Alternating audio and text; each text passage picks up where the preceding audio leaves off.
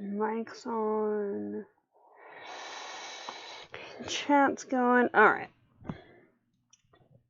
Okay, so we're here again.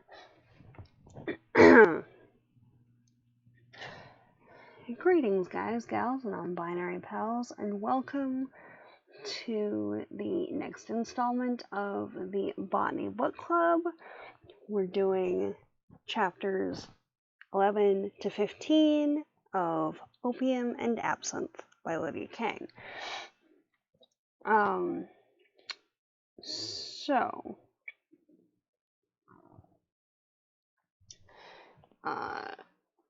yeah.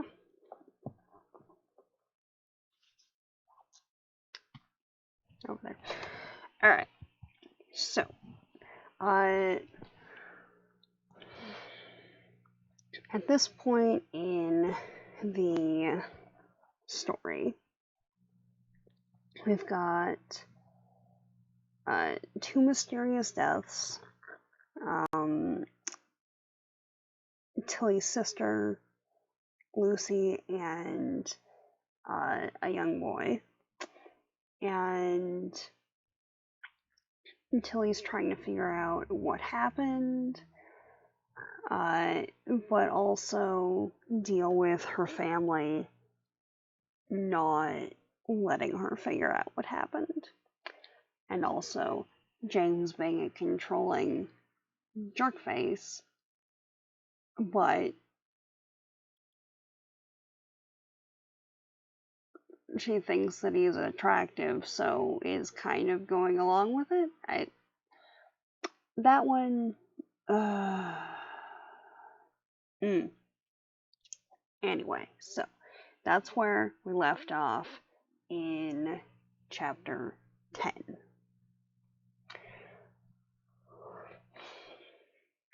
So we've got Tilly and Ian, who are investigating the murders, and Ian, who works with the paper, if not for the paper. Now,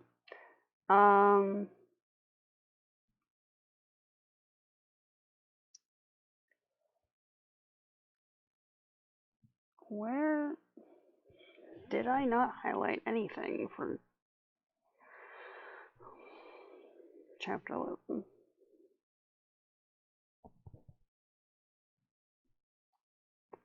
Well, there's gotta be something in there. Okay, let's see.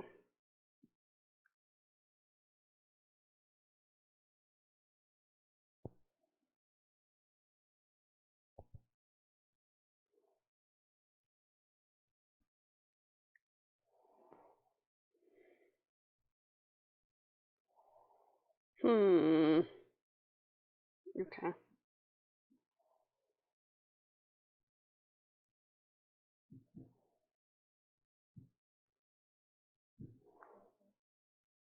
One sec.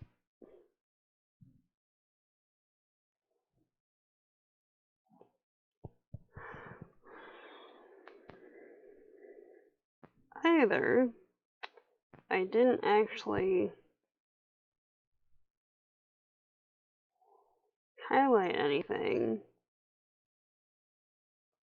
for a bit, or Kindle just decided to completely delete my notes, which, if that's the case, rude. So I'm not seeing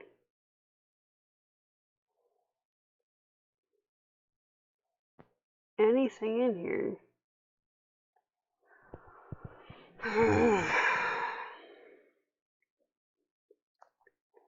It's the only saving grace for this type of thing. Okay.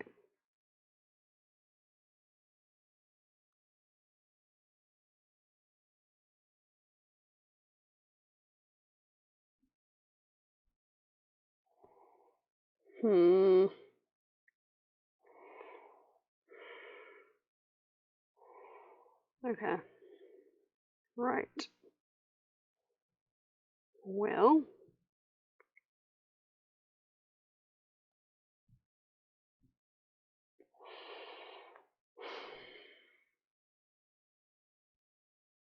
let's see.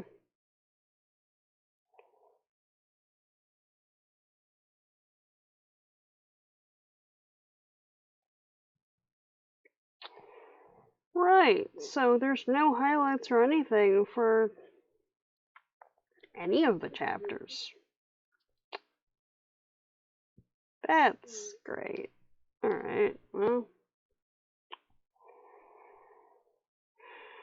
let's see if restarting it will help. Basically, Kindle's being a pain. Anyway, yeah, well, if I restart it, that's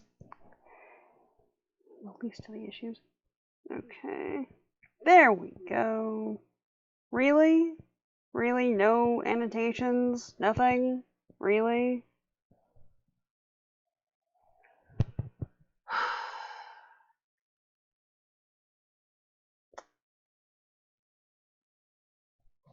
Okay, so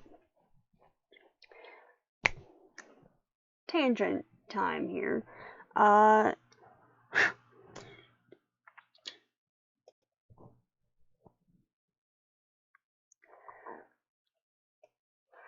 realize that there's multiple reasons that Amazon, and by extension Kindle, Audible, whatever, has issues.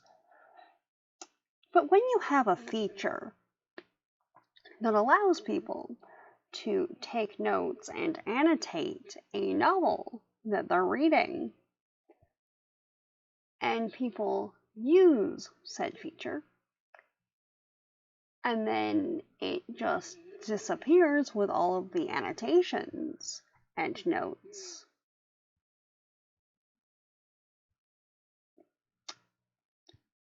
makes me want to just have a physical copy, even though I bought the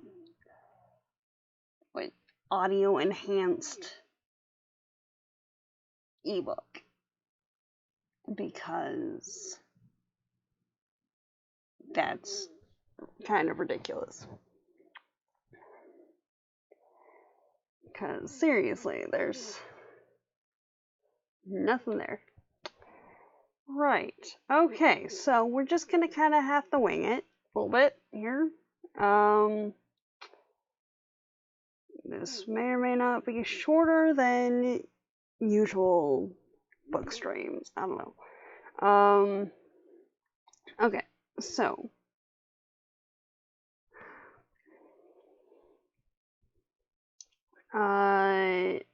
they're talking to Albert's family at the start of chapter 11. Albert being the boy who was killed a couple weeks after Lucy. And a couple of times in here they mention that Lucy's case was only paid attention to a little bit, because she actually had money versus the poor who would have been affected by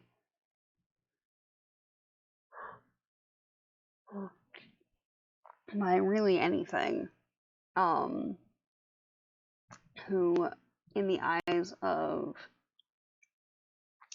the powers that be, as it were, don't really rate any kind of care or anything. So, there's that.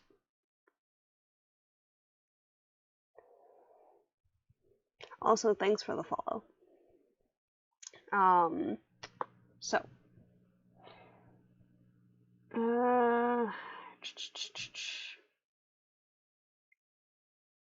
let's see.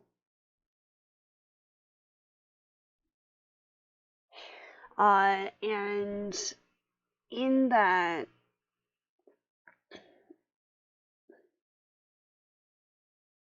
there we go.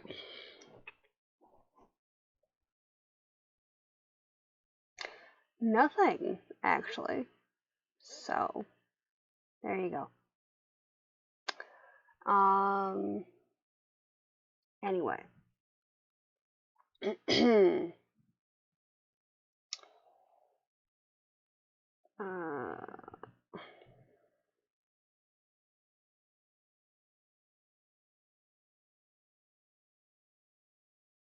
You ask what's wrong with your face, I say nothing. Anyway.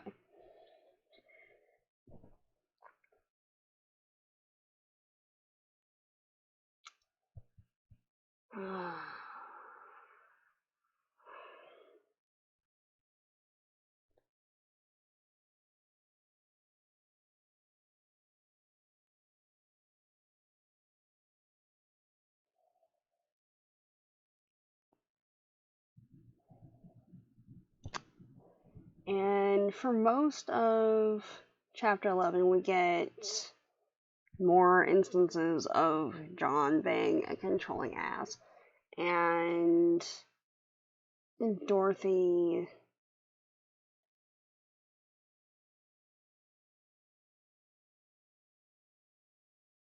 kind of playing into that. Versus Hazel, who has a brain, knows how to use her brain, and is just a generally decent person.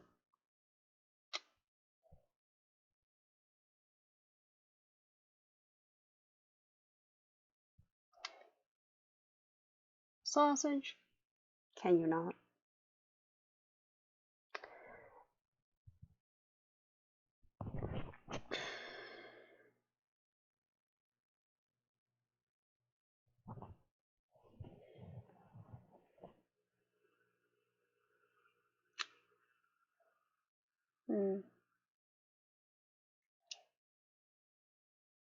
Alright. So, as I was saying,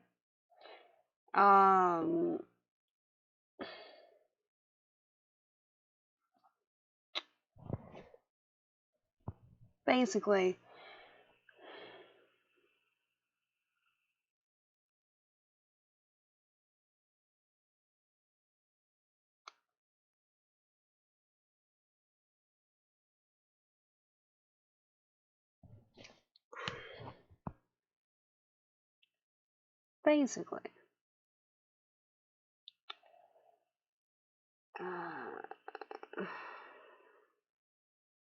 we've got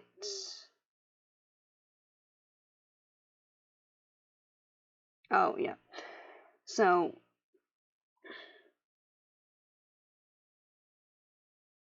well,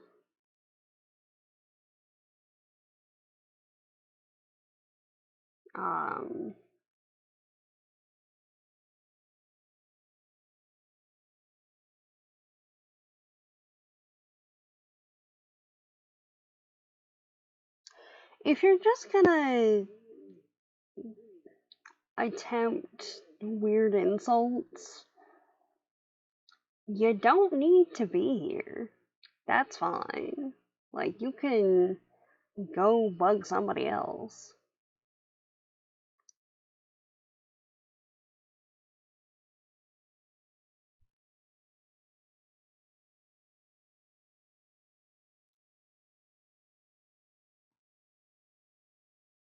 Like, seriously.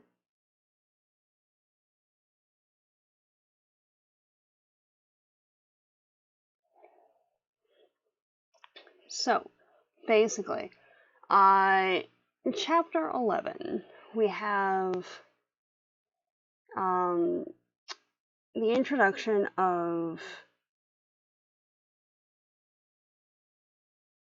Albert's family, Ian and John directly interacting, which that's a whole thing in and of itself.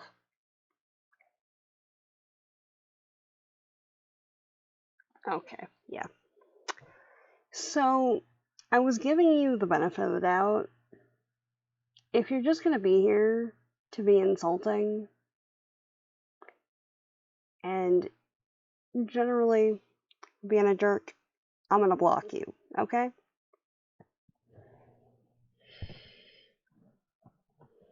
Because, no.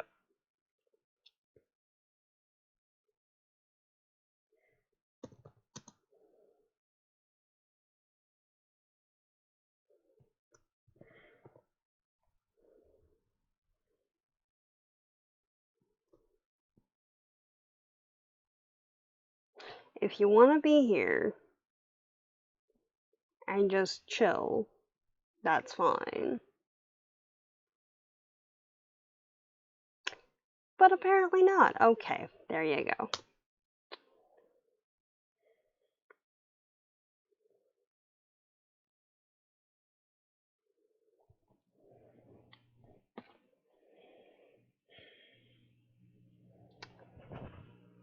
Alright, and we're back. So,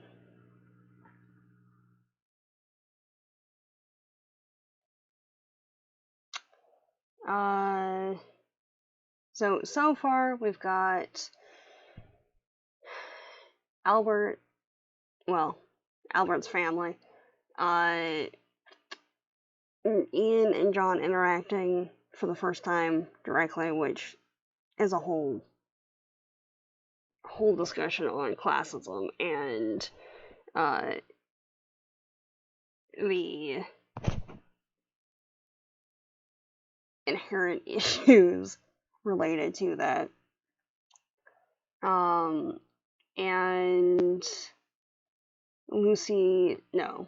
Tilly overhears her mom and grandma talking about how it should have been Tilly who died instead of Lucy, because Lucy was the better one of the two sisters, and that it was Lucy's own fault for being so headstrong as to why she was, murdered. Which, that's fun.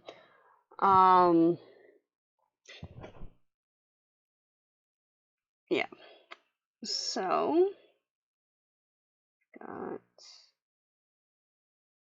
that. And yeah, 11 was a pretty long chapter, honestly. And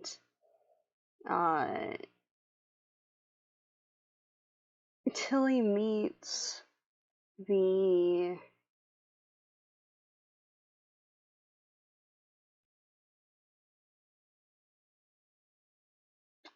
really young paper delivery kids for the first time. So, because they're so important to Ian and have taken a liking to her, they're probably going to pop up later. We don't know, obviously, because we're only halfway through the book at this point, but it's likely that they'll show up again.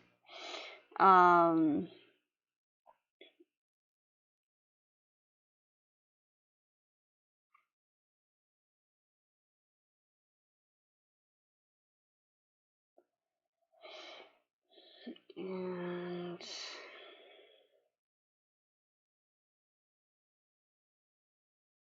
it is kind of cool that they have their own whistle-based language, though. That's cool. Yeah.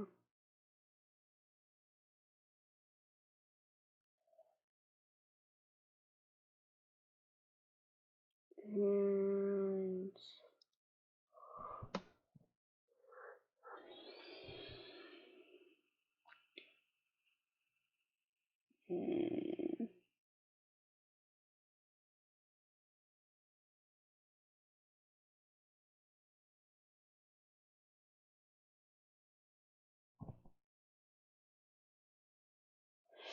okay.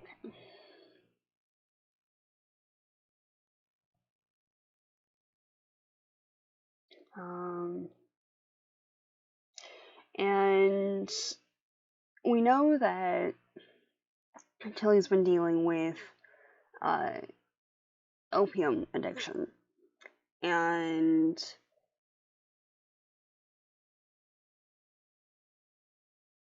the side effects thereof. But in this chapter, it's the first instance of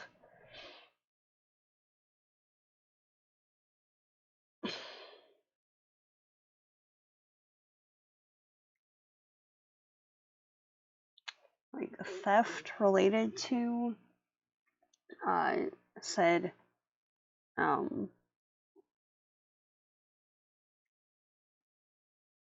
addiction. Because she's stealing parts of a bottle of laudanum from one of Ian's friends / cousins that they're getting help from.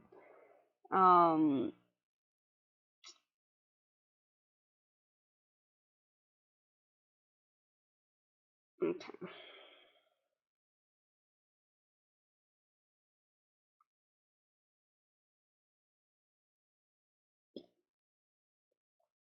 Where did it go? Okay.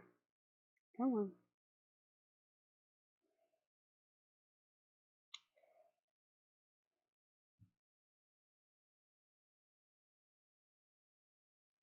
And because Tilly couldn't figure out how to get the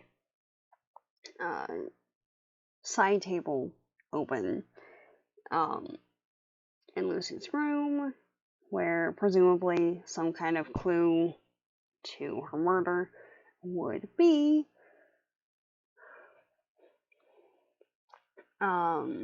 she and Ian bundle up the lockpicking tools to go over and try and figure it out. So, they walk back.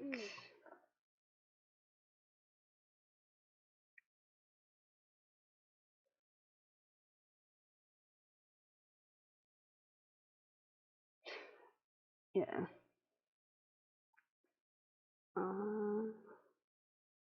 And between the two of them, between Ian and Tilly, they managed to get the desk open and find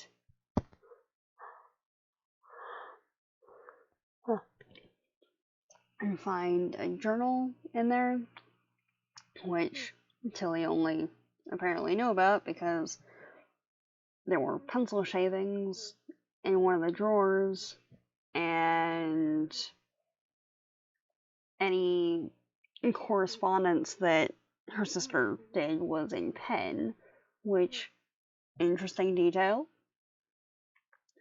but alright. And then there's a note that's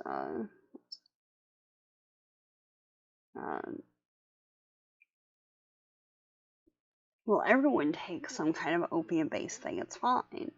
Like, that doesn't make it good. I can tell when you take it, you don't sound the same, you don't act the same. Tonight it's been subtle, but I can tell. So, unlike everyone else who is trying to get Tilly to be calm and placid and whatever that the opium does generally, along with all of the rest of the side effects, Ian's the only one so far who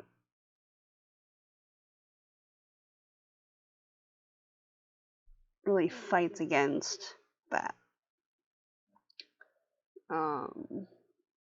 Yeah. Okay. So they get the journal, and there's discussion in there about how Lucy's maid, Betty, has been stealing from the family, and how she doesn't want to turn her in because she's a confidant, and how she doesn't want to marry John, but isn't being given the chance to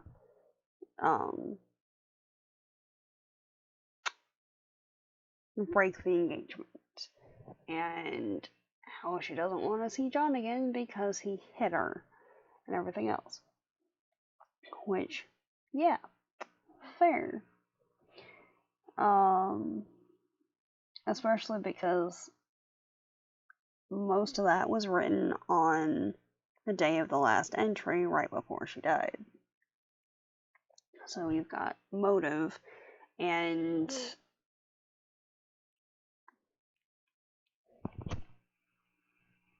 it fits.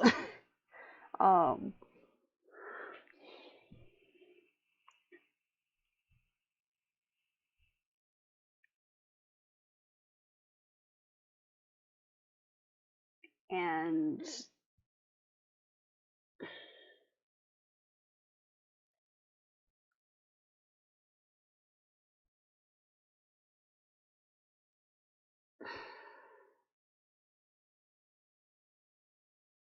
I forget which chapter it was in, but they end up going, well,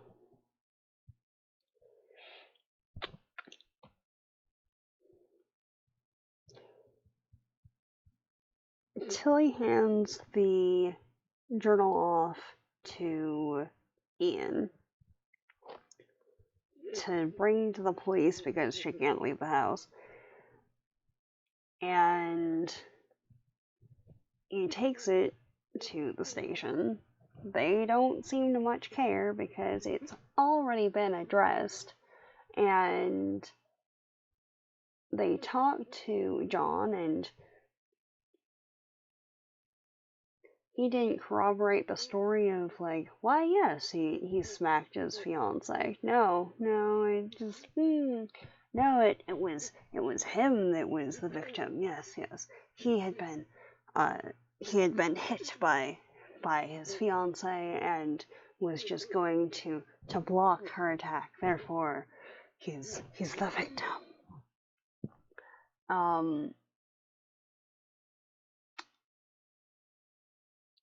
But yeah, bit suspicious on that one, you know. And at one point, Tilly confronts him, and he says something to the effect of, like, just listen to my side of it, because Lucy had her piece already, because in addition to taking the journal to the police, Ian published snippets of it in an article that he wrote for the World. But at least says that he wanted to talk to Tilly about it and have her as a secondary writer or a co-writer on the article. Which everything that he's said so far has checked out, and everyone else is being really suspicious. So, a lot more likely to believe Ian at this point than most of the rest of the cast. But because we know that Tilly is under the influence of laudanum and then morphine, both of which are opiates, and in large enough doses that she's kind of floating through things, because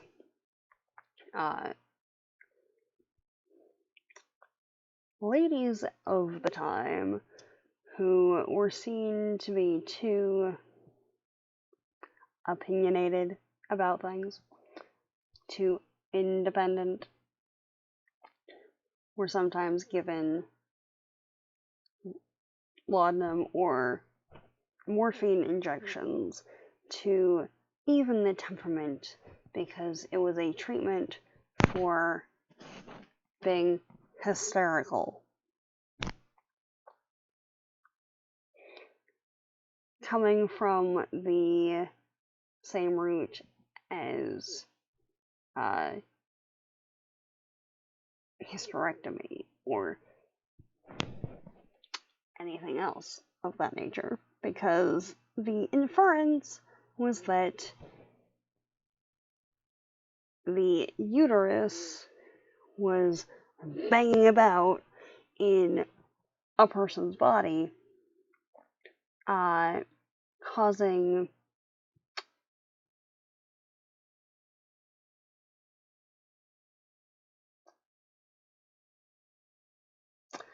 disruptive emotions, shall we say. And in order to calm that, they had to basically sedate the person. So, there's that. And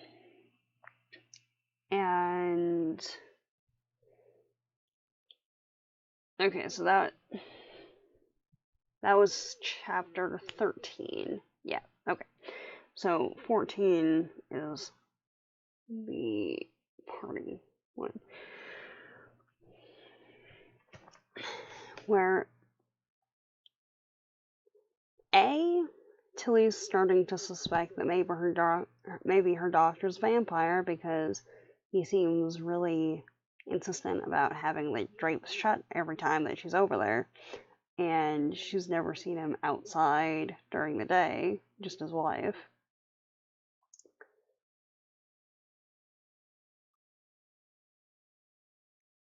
And I mean, Erickson is an interesting a band of humanity, at least. Seriously. Who is very obviously, at least, manipulative, if not outright emotionally and verbally abusive to his wife. Yeah.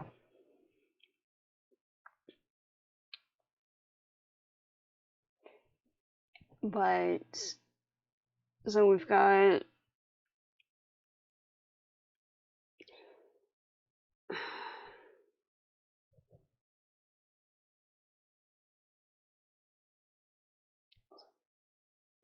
and in this particular instance,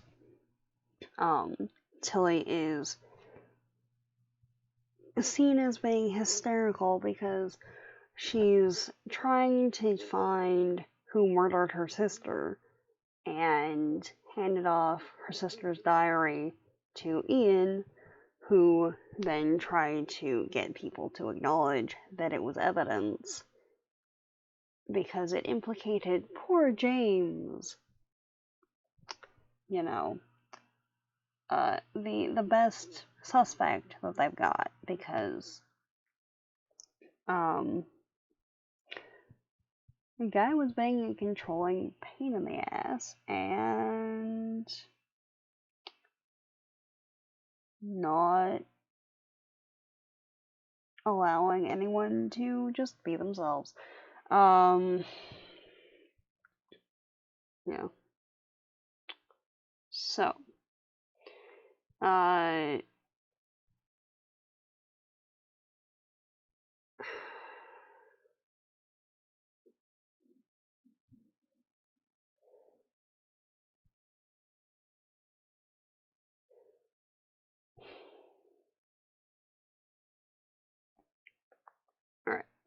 It must be chapter 14, I think.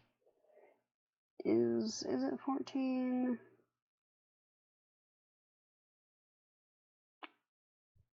When did they go to a party?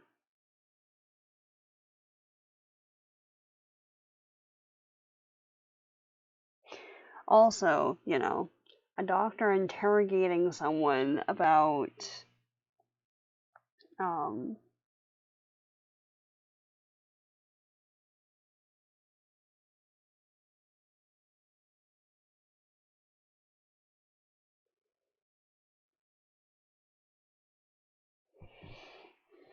Yeah.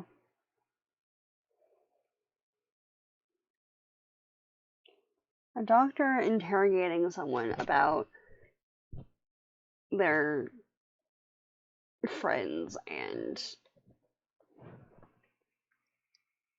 pursuits of interest, and then deciding that they have some kind of medical condition based off of that.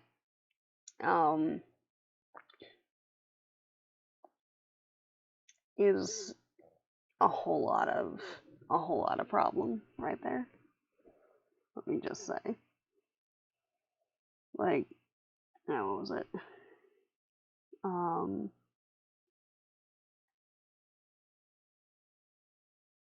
Like,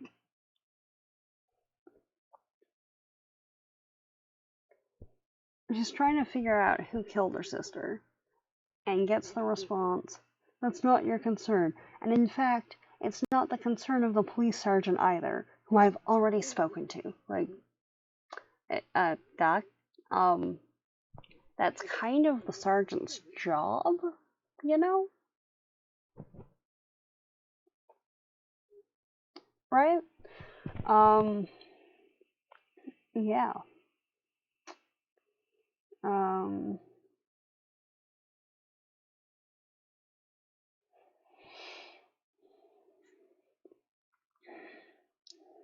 So,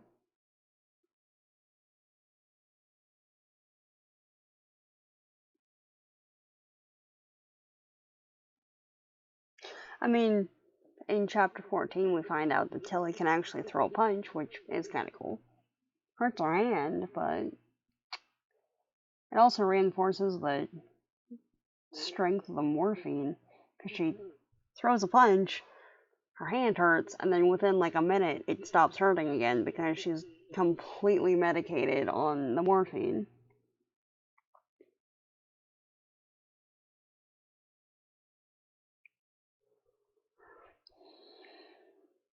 And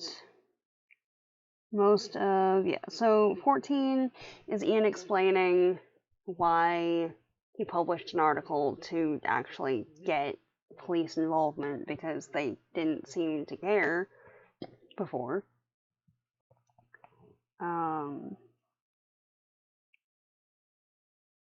And 15, she gets roped into going to a party.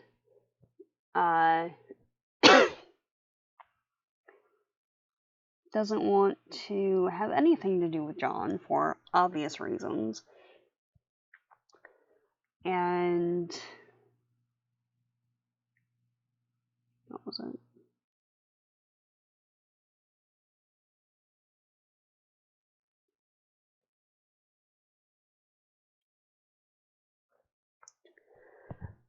And gets the fascinating line from her grandmother: "You'll be on your best behavior, and you'll give James the attention he deserves. Do you understand?" Like,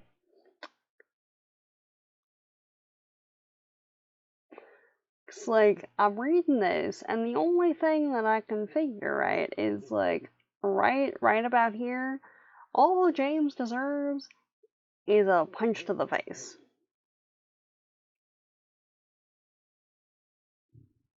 Or at the very least, questioning. You know? Like, come on.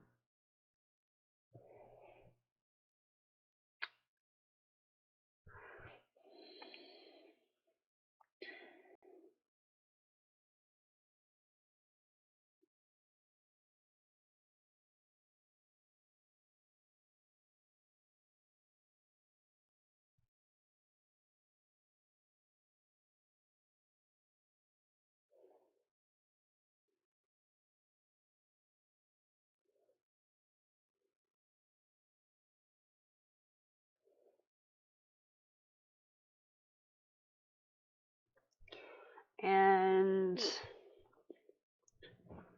Dorothy seems to be defending James, which to Tilly's annoyance.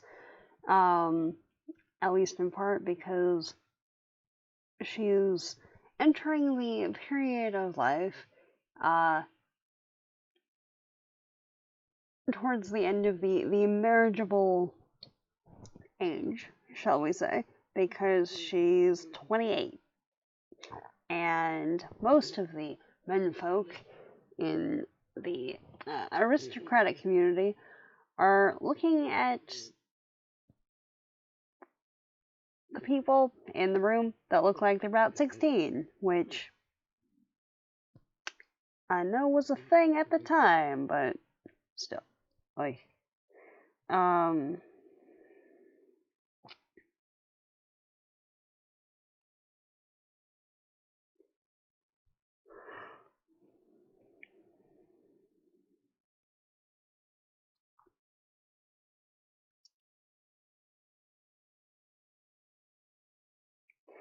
okay, yeah.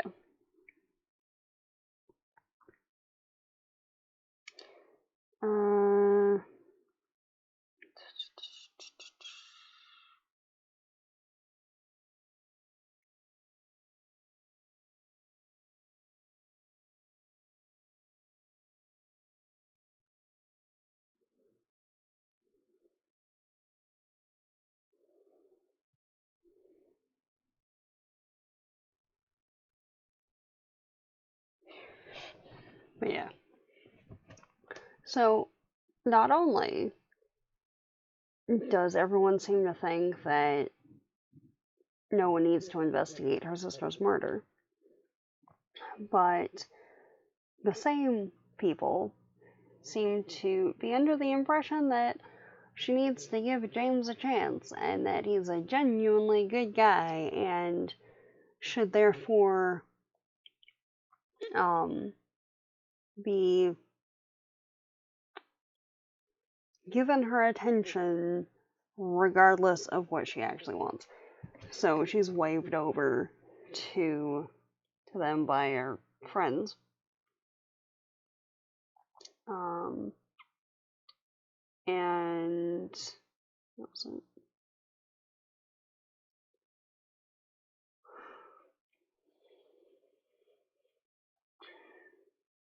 Where is the line?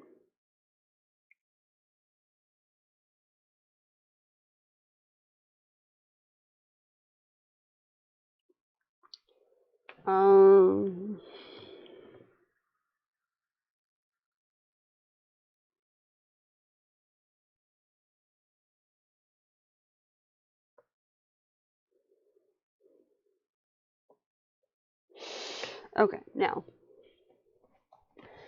we have a part that I like to call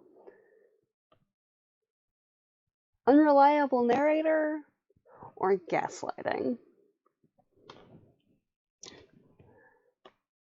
Because there's a statement made.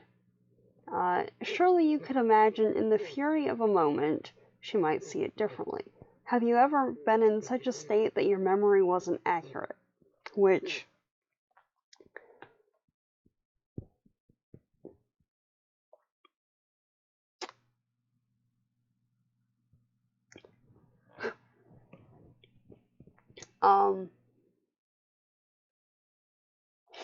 James has a history, right? Up until Lucy died, he didn't care about Tilly at all. Didn't acknowledge that she existed most of the time. Went out of his way to ignore her, presumably.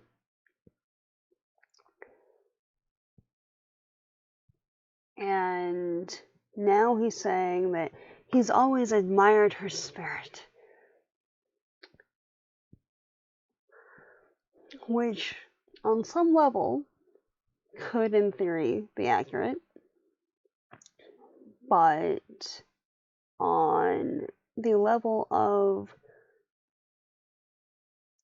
perceived reality, is doubtful. And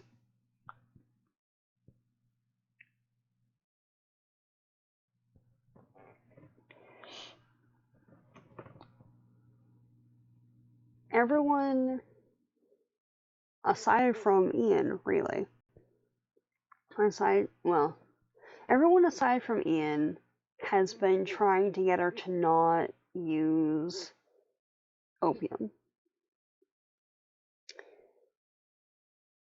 Everyone aside from Ian and Hazel, and to a degree Ada, but not really.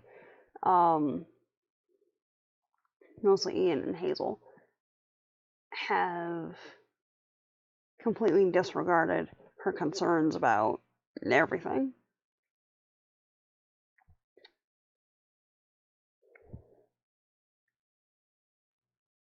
And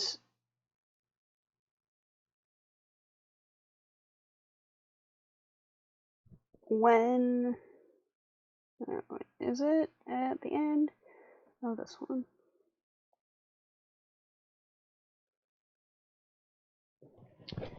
Where? Okay.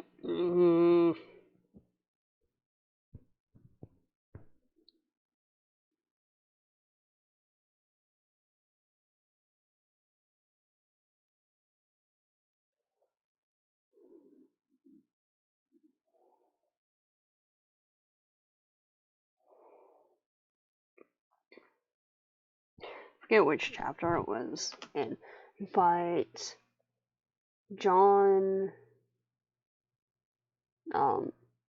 O'Toole, guardsman John,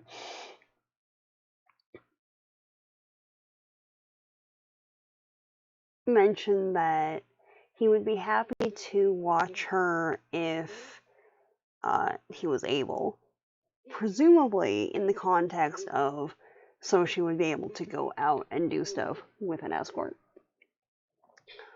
But the way that Tilly hears it is as kind of a creepy tone, a creepy implication of like, well, I would watch you too, instead of I would watch you, just to so you could do whatever.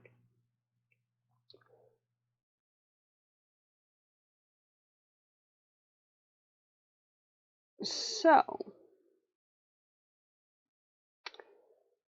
because we know that she's hopped up on opiates, how much of what she's saying, what she's experiencing, is abject reality, and how much is distorted? She's a scientist, insofar as, well, scientist slash reporter, but uses scientific methodology to discern information and data regarding things in her environment. However, is that undermined by her family's insistence on continued opiate use? Because if your perceptions are fundamentally altered from a substance, your interaction with the rest of the world is also altered. And your perception of other people's actions and responses is altered. So, it'll be interesting to see what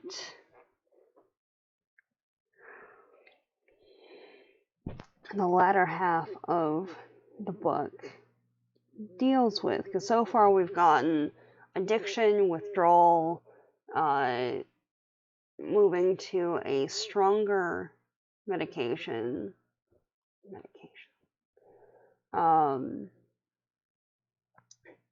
So it was a tincture, and now it's injections.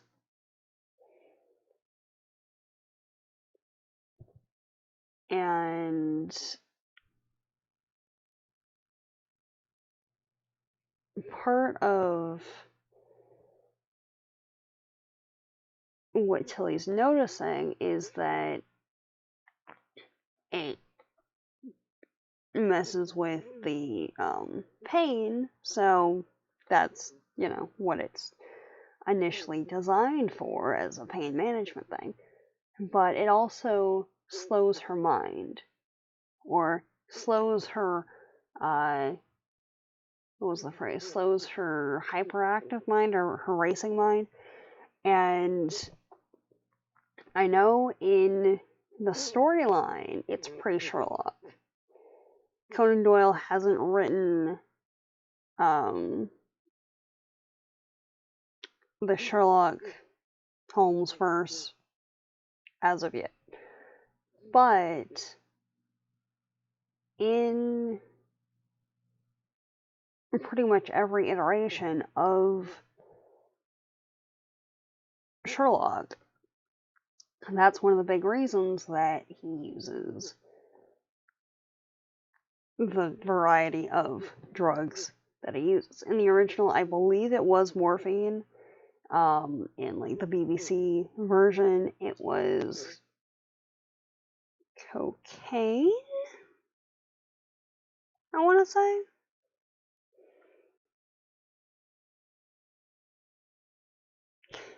It's been a while since I've watched that one.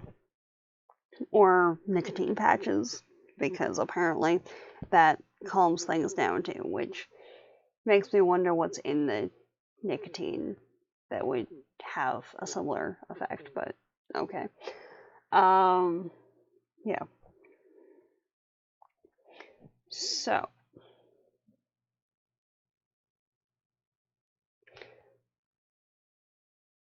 at the end of 15, we're left with a main character who is forced to undergo medical procedures. In this case, procedure being a thing that is medical, that is done to/for a person, not, surgery. But forced to undergo medical procedures that even at the time had questionable validity at best. And all because she wanted justice for her sister. And would not and could not take the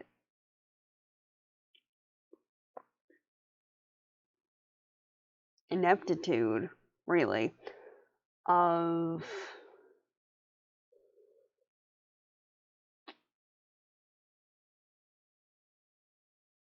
the powers that be laying down. But because of the time period and her social standing, that's seen as a personal moral deficiency, because temperance movement, yay! And and is thus having to deal with the effects and withdrawal and everything else to do with opiates.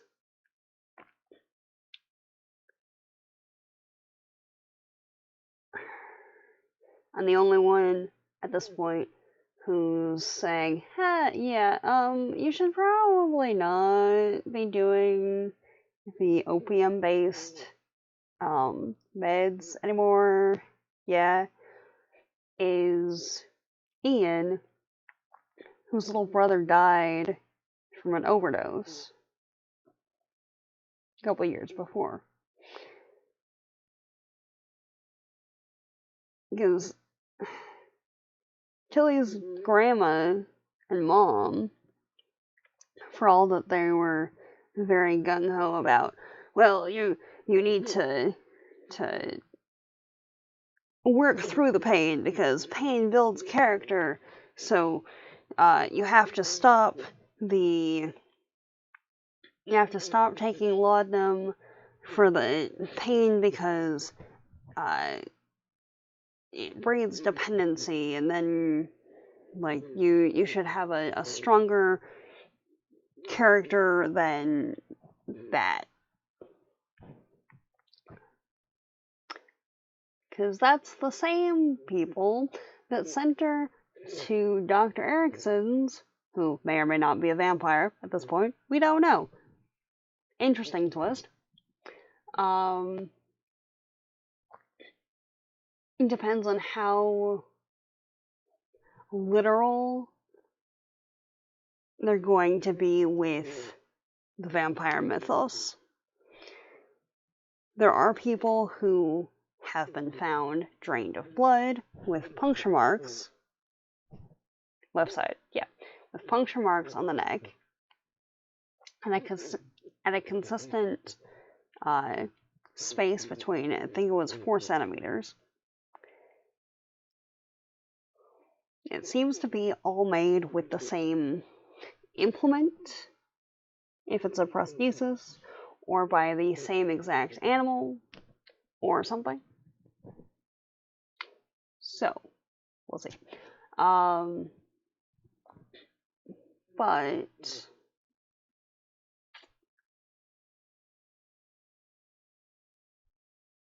it's the same people who are saying, you have to stop taking laudanum. You have to get rid of it cold turkey because it's offending her sensibilities. But the grandmothers. It's the same people who are now saying, you have to inject yourself with morphine every 3 to 4 hours because you're being too opinionated. Which then, if you fall into a spiral that's like a drug-induced stupor in that, which is likely going to end up with another issue of that's obviously a personal failing because it's against temperance to be dependent on something.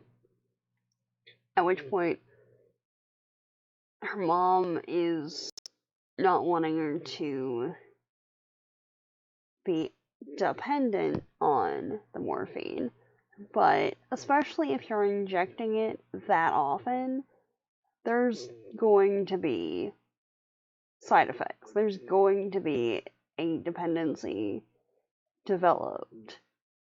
Unless your physiology is one of the rare examples where you just don't get addicted to things. Which I know is a thing. It happens.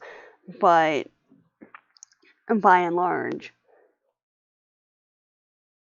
if you're exposed to things, generally, people can become addicted to certain substances, that being one of them. I don't remember if they'd developed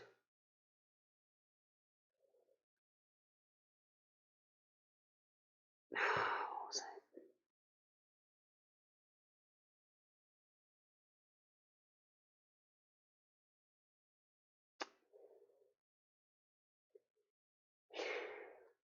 Morphine and laudanum, like opiates were such a thing that they developed a counter that was like a cure for opiate addiction that was addictive in and of itself, but I can't remember what substance it was at this point.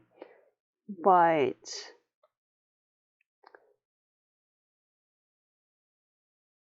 I can't remember what substance it was or when it became readily available, honestly. I want to say it was right around 1899, but it might have been a little bit later. So hopefully, Tilly gets some help, not from Erickson, because he might be decent at setting bones, but he's not great as a human. Anyway, so that's it for this week. Next week we're gonna do chapters 16 to 20. That's the wrong button. How many do we have? Come on.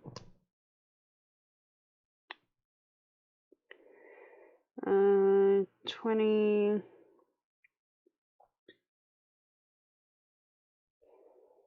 21 to 27.